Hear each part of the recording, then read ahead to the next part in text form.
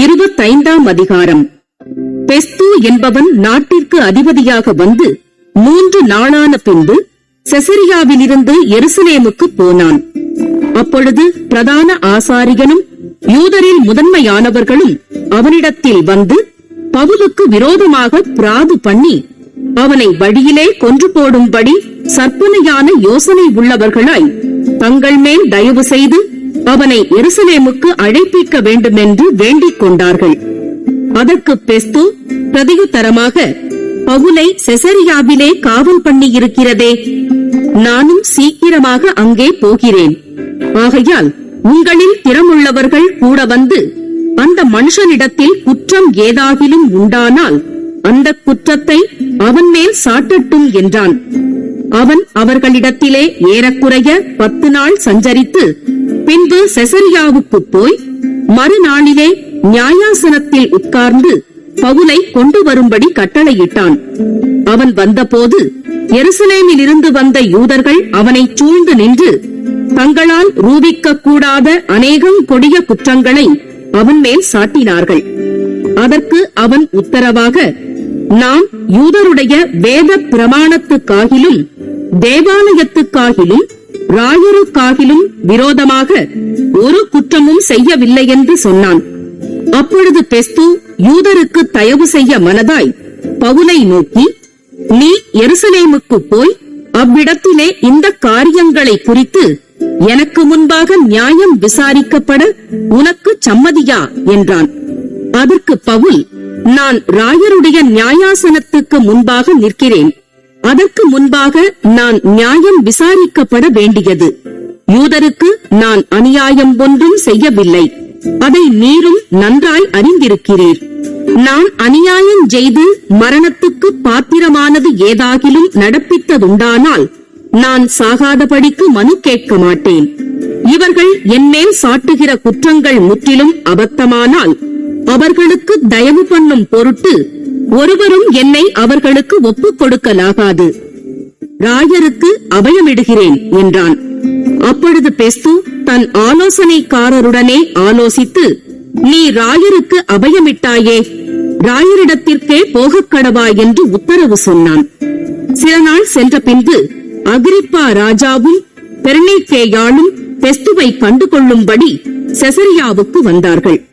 அவர்கள் அங்கே அநேக நாள் சஞ்சரித்திருக்கையில் பெஸ்து பவுலின் சங்கதியை ராஜாவுக்கு விவரித்து, பேலிக்ஸ் காவலில் வைத்து போன ஒரு மனுஷன் இருக்கிறான். நான் எருசலேமில் இருந்தபோது பிரதான ஆசாரியர்களும் யூதருடைய மூப்பர்களும் அவனை குறித்து என்னிடத்தில் பிராது பண்ணி அவனுக்கு விரோதமாக தீர்ப்பு செய்ய வேண்டுமென்று கேட்டுக் கொண்டார்கள்.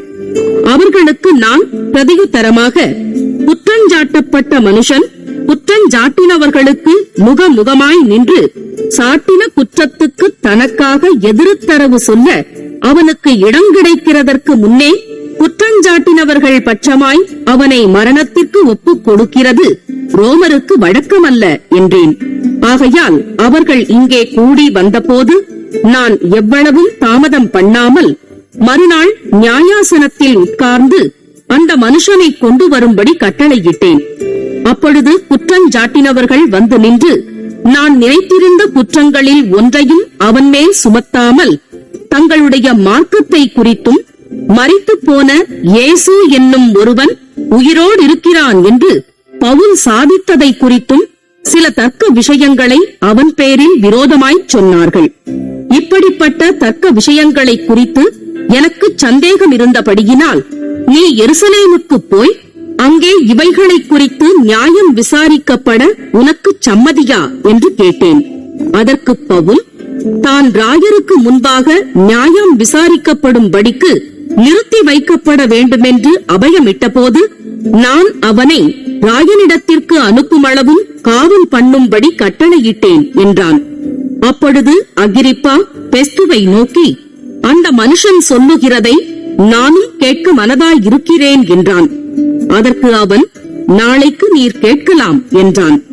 மறுநாளிலே அகிரிப்பாவும் பெர்னீக்கேயாளும் மிகுந்த ஆடம்பரத்துடனே வந்து சேனாபதிகளோடும் பட்டணத்து பிரதான மனுஷரோடும் கூட நியாயஸ்தலத்தில் பிரவேசித்தார்கள்.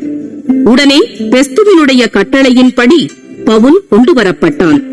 அப்பொழுது பெஸ்து, அகிரிப்பா ராஜாவே, எங்களோடே கூட இவ்விடத்தில் வந்திருக்கிறவர்களே, நீங்கள் காண்கிற இந்த மனுஷனை குறித்து யூத ஜனங்கள் எல்லாரும் எருசலேமிலும் இவ்விடத்திலும் என்னை வருந்தி கேட்டுக்கொண்டு, இவன் இனி உயிரோடு இருக்கிறது தகாதென்று சொல்லி கூக்குரலிட்டார்கள். இவன் மரணத்துக்கு பாத்திரமானதொன்றையும் செய்யவில்லை என்று நான் அறிந்து கொண்டதினாலும், இவன்தானே ராயனுக்கு அபயமிட்டபடியினாலும் அவரிடத்தில் இவனை அனுப்பும்படி தீர்மானம் பண்ணினேன். இவனை குறித்து ஆண்டவனுக்கு எழுதுகிறதற்கு நிச்சயப்பட்ட காரியம் ஒன்றும் எனக்கு விளங்கவில்லை. காவல் பண்ணப்பட்ட ஒருவன் செய்த குற்றங்களை எடுத்து காட்டாமல் அனுப்புகிறது புத்தியீனமான காரியம் என்று எனக்கு தோன்றுகிறபடியினாலே, இவனை விசாரித்து கேட்ட பின்பு எழுதத்தக்க விசேஷம் ஏதாகிலும் எனக்கு விளங்கும்படி இவனை உங்களுக்கு முன்பாகவும், விசேஷமாய் அகிரிப்பா ராஜாவே, உமக்கு முன்பாகவும் கொண்டு வந்தேன் என்றான்.